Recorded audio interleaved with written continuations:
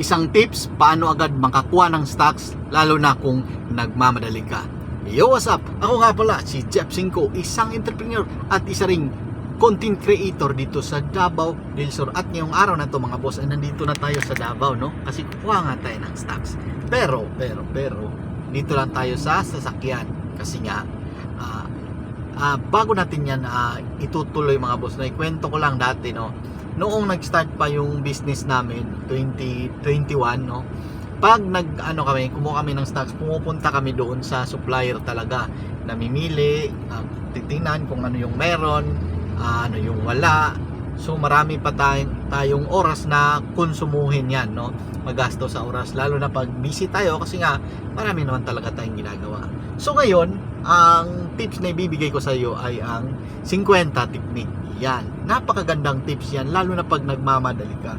So paano ba natin gamitin yan? O katulad nito ngayon, dito lang kami, 'di ba, sa sasakyan, 'di ba? Nag-aantay kami kasi yung stocks na kinuha namin, in-order na namin doon sa supplier namin.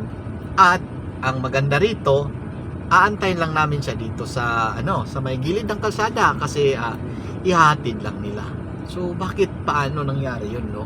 So kung ikaw meron kang kakilala doon sa supplier mo, kaibiganin mo yun, syempre naging close kayo noon, kunwari plastikan lang, biro lang, hindi, kung kaibiganin mo, tapos habang tumatagal na kumukuha ka ng stock sa kanila, naging mo na yan, ka-close mo na yan, lagi mo na yung kausap, di ba? So ang gagawin mo ngayon, kunin mo yung number at tatanungin mo kung pwede bang itawag mo na yung stocks, no, order ka muna, at pagkatapos nun itanong mo rin kung pwede ba i-deliver. Katulad nito, tingnan nyo naman, yung stocks namin ngayon ay ihahatid na, yan, yung parating na siya dito. Yan yung nag-deliver ng stocks namin. Kami dito lang mag-aantay kasi nga marami tayong ginagawa, mga negosyante tayo, totoong negosyante, hindi yung budol-budol na negosyo.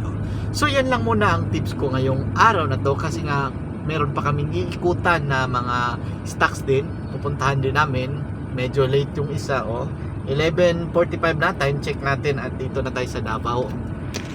At yan papakita ko sa iyo, Davao yan. Welcome to Davao. So welcome to Davao. Diyan yung kukuha na natin ng stocks, pero hindi namin sasabihin kung saan, So ano bang ginagawa mo ngayon, may benta ba tayo dyan, at saan ka kumukuha ng stocks? Pwede bang sabihin? Hindi. At ano bang ginagawa mo pag kumuha ka ng stocks? Ikaw ba yung pupunta sa supplier, namimili, no? Gumagastos ka rin ba ng oras? Gamitin mo yung technique natin, no? Ang 50 technique. Ang 50 technique ay ibibigay mo doon sa maghatid ng stock, syempre. At yung isang 50 doon ay ibibigay mo sa naghanda ng stocks. Kung sino yung tinawagan mo para ng stocks mo, maghanda, basta ganun. So yan lang muna for today's video. Ako nga pala si Jeff Cinco, ang nagsasabing kumbati permi, laban lang sa iyong negosyo, kasi mga negosyante tayong totoo. Bye.